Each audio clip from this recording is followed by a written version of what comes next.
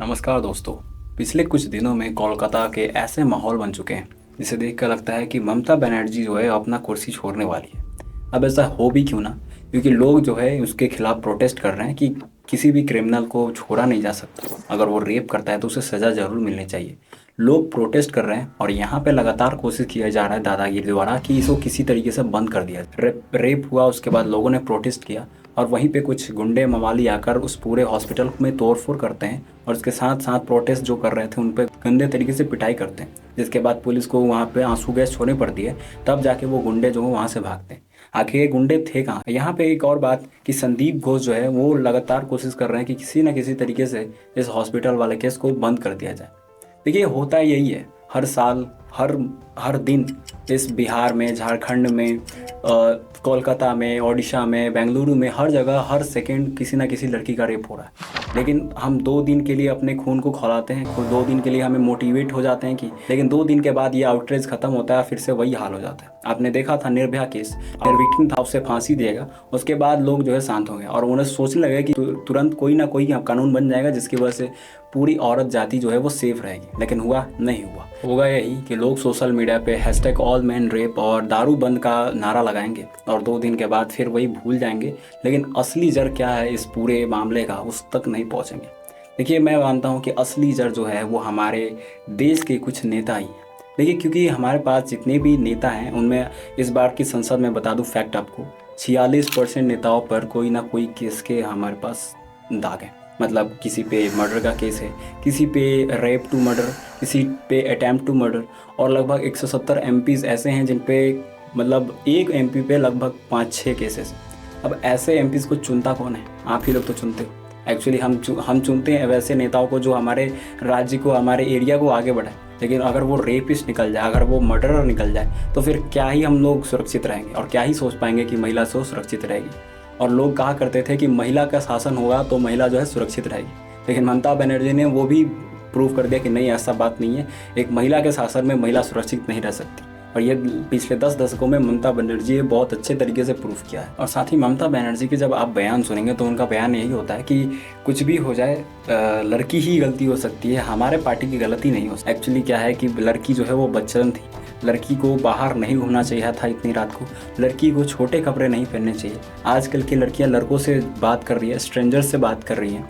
अब इतने घटिया तरीके से यहाँ पे एक्सप्लॉइट किया जा रहा है इस चीज़ को दबाने की, कि हम क्या ही कह सकते हैं। और इसीलिए पूरा देश चाहता है कि Mamata Banerjee have to resign. यहाँ तक कि निर्भया की माँ, यानी कि जो निर्भया केस था उनकी विक्टिम की माँ, वो भी कह रही है Mamata Banerjee have to resign. क्योंकि अगर ऐसे बयान मिलेंगे, अगर कोई लड़की का रेप हो जाता है तो फिर उसी पे अगर दबाव डाला जाता है कि उसी लड़की की गलती थी। 2014 में जब बीजेपी आई थी तो 2015 में होम मिनिस्ट्री से एक प्रस्ताव आया था कि एक महिलाओं का ग्रुप बनाया जाए जो कि महिलाओं की सुरक्षा के लिए ही काम करेंगे। वो अगर कोई सीरियस रेप केस होगा तो उसमें महिला अपने तरीके से उसको हैंडल करेगी। बट इसे कितने स्टेट ने हासिल किया? नहीं, किसी ने।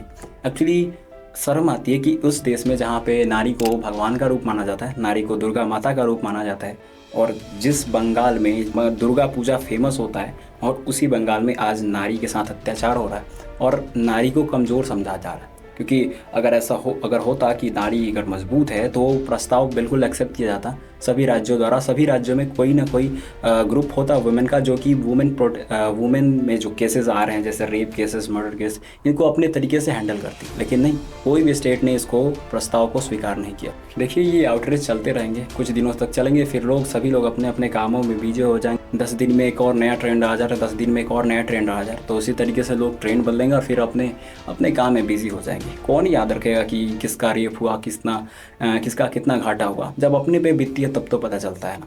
अब यहाँ पे बात करते हैं कुछ सॉल्यूशंस की कि कैसे हम अपने वुमेन को सेफ रख सकते हैं, कैसे हमारे देश की बहन बेटियाँ सुरक्षित रह सकती हैं। सॉल्यूशन नंबर 1 की बात करते हैं। सोशल मीडिया पे जितने भी न्यूडिटी फैलाई जाती है, यानी लड़कियों द्वारा, और साथ ही जो वेस्टर्न कल्चर हम लोग अपना रहे हैं, यानी कि वेस्ट देशों के जो लड़कियाँ कर रही हैं वो भी हम ही करते हैं, इसकी वजह से ही फिजिकल हैरासमेंट के लिए बच्चों के उत्तेजना बढ़ते हैं।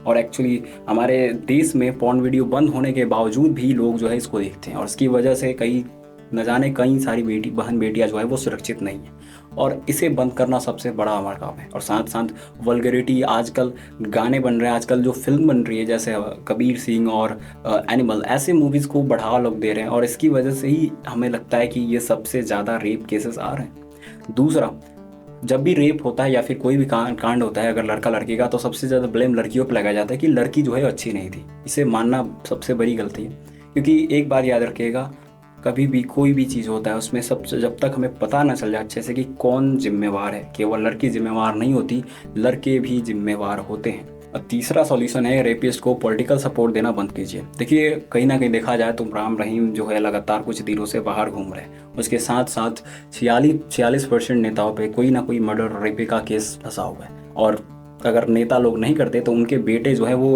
उनका नाम बढ़ा देते इस सब चीज़ों में। तो एक्चुअली कहीं ना कहीं देखा जाए तो ये पॉलिटिकल सपोर्ट भी ये इस सबको बढ़ावा देता है। उन लोगों को लगता है कि अगर मैं इसको कर देता हूँ तो आखिर पॉलिटिक्स हमारे कब्जे में है, कोई हमको क्या ही उखाड़ लेगा और क्या ही हमको कोई कर लेगा, और इसकी वजह से उन्हें खुला माइंड मिल जाता है और वो कुछ भी कर देते हैं लड़कियों के साथ। अगर हमारे देश को सुधरना है तो सबसे पहले इन 3 सॉल्यूशन पे हमेशा ध्यान देते रहना होगा और खुद को बदलना होगा। धन्यवाद दोस्तों।